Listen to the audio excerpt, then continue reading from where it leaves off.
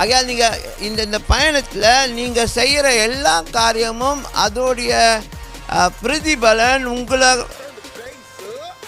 வந்து சேரும்.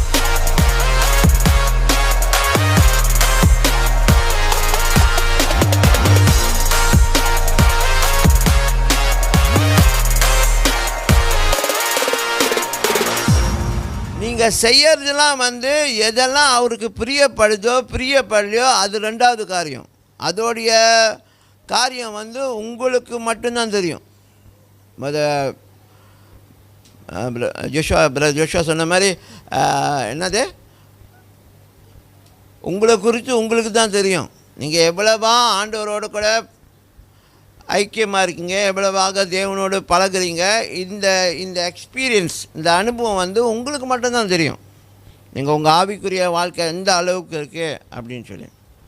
ஓகே, ஆகையால் நீங்கள் இந்த பயணத்தில் நீங்கள் செய்கிற எல்லா காரியமும் அதோடைய பிரதிபலன் உங்களை வந்து சேரும். அப்படின்னா என்னது, அது தேவனுடைய காரியமாக இல்லைன்னா அது ஒன்றும் இருக்காது. ஹலோ, அது தேவனுடைய காரியமாக இல்லைன்னா என்ன ஆகும், அதில் உங்களுக்கு என்ன நடக்காது, நன்மை உண்டாகாது. புரியுதா?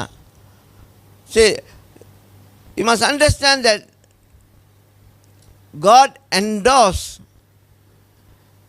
things in our lives. நம்ம வாழ்க்கையில் உள்ள காரியங்களை தேவன் அங்கீகரிக்கிறார். ஆனால் நாம் செயல்படுகிற காரியங்கள் சில நேரத்தில் அது தேவனுக்குள்ளே இல்லாதபடியால், அது தேவனுக்கு பிரியம் இல்லாதபடியால் இருக்கனால அதோடைய பிரதிபலன் நமக்கு என்ன ஆயிரும், நன்மையாக இருக்காது, 0 ஆயிரும். So at the end of the day, ஐயோ வேஸ்ட்லாம், ஐயோ ஏன்னா அதை செஞ்சலாம், ஏன்னா அங்கே போனலாம், ஏன்னா இதை பண்ணலாம் அப்படின்னு சொல்லி நம்ம வருத்தப்படுவோம். ஏன்னா அது நமக்கு என்ன கொடுக்கல, பலன் கொடுக்காது. இன்ஃபேக்ட் அது நமக்கு ஹர்ட்ஸாக மாறலாம், ரிக்ரெட்ஸை உண்டு பண்ணோம், வருத்தத்தை உண்டு பண்ணோம், நமக்கு கஷ்டத்தை உண்டு பண்ணோம், நமக்கு நஷ்டத்தை உண்டு பண்ணியிருக்கோம். ஐயோ அதெல்லாம் நம்ம என்ன செய்ய பேச மாட்டோம்.